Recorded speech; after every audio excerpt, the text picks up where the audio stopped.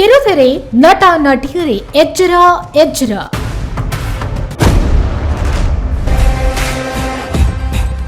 Site ಹೆಸರಲ್ಲಿ ದೋಖಾ, ಕೋಟಿ ಕೋಟಿ ಲೂಟಿ.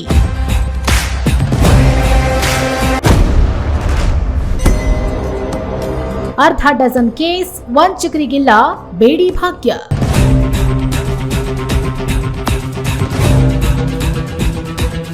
ಅಬ್ಬಬ್ಬಾ, ಸಮಾಜದಲ್ಲಿ ಎಂತೆಂಥ ಜನ ಇರ್ತಾರೆ ಅಂದ್ರೆ ಯಾರ ಮನೆ ಹಾಳಾದ್ರೂ ಪರವಾಗಿಲ್ಲ, ನಾವು ಮಾತ್ರ ದುಡ್ಡು ಮಾಡಬೇಕು ಅನ್ನೋ ಮನೋಭಾವ ಹೊಂದಿರ್ತಾರೆ. ಸುಲಿಗೆ, ವಂಚನೆ ಮೂಲಕ ಕೋಟಿ ಕೋಟಿ ಹಣ ಲೂಟಿ ಮಾಡೋದನ್ನೇ ಕಸುಬು ಮಾಡ್ಕೊಂಡ್ಬಿಟ್ಟಿರ್ತಾರೆ.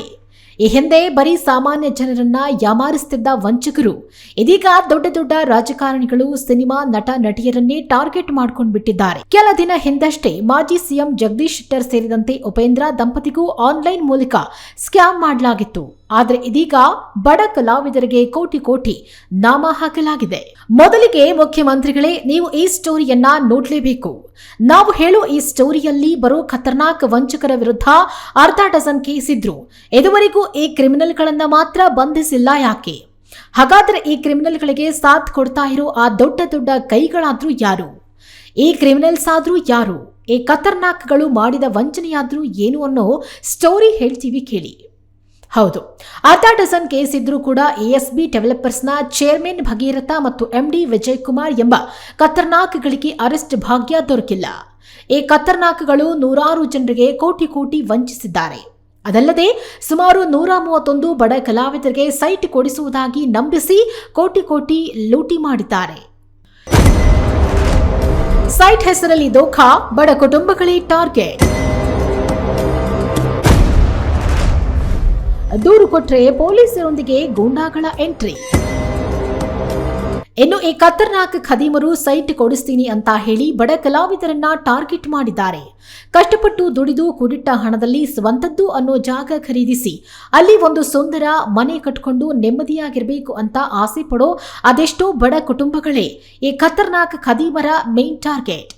ಎಎಸ್ಬಿ ಡೆವಲಪರ್ಸ್ ಅನ್ನೋ ಹೆಸರಿನ ಮೂಲಕ ಈ ಖದೀಮರು ನೂರಾರು ಕೋಟಿಯನ್ನ ಲೂಟಿ ಮಾಡಿದ್ದಾರೆ. ಇನ್ನು ಈ ಖದೀಮರ ವಿರುದ್ಧ ಆರ್ಆರ್ ನಗರ ಠಾಣೆಯಲ್ಲೂ ಪ್ರಕರಣ ದಾಖಲಾಗಿದೆ. ಇಷ್ಟಾದರೂ ಈ ಖದೀಮರನ್ನ ಬಂಧಿಸದೆ ಇರುವುದು ಹಲವು ಅನುಮಾನಗಳಿಗೆ ಕಾರಣವಾಗಿದೆ.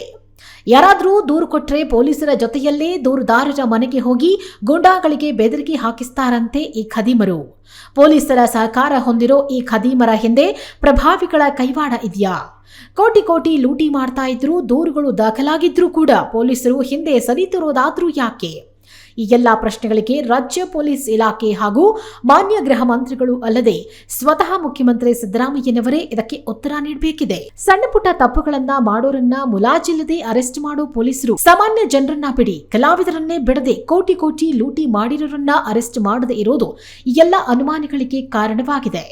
ಮುಂದಿನ ದಿನದಲ್ಲಿ ಆದರೂ ಸರ್ಕಾರ ಮತ್ತು ಪೊಲೀಸ್ ಇಲಾಖೆ ಈ ಬಗ್ಗೆ ಗಮನ ಹರಿಸಿ ಈ ಖದೀಮರನ್ನ ಅರೆಸ್ಟ್ ಮಾಡುವ ಮೂಲಕ ಬಡ ಕಲಾವಿದರ ಹಣ ವಾಪಸ್ ಕೊಡಿಸುತ್ತಾ ಕಾದು ನೋಡಬೇಕಿದೆ.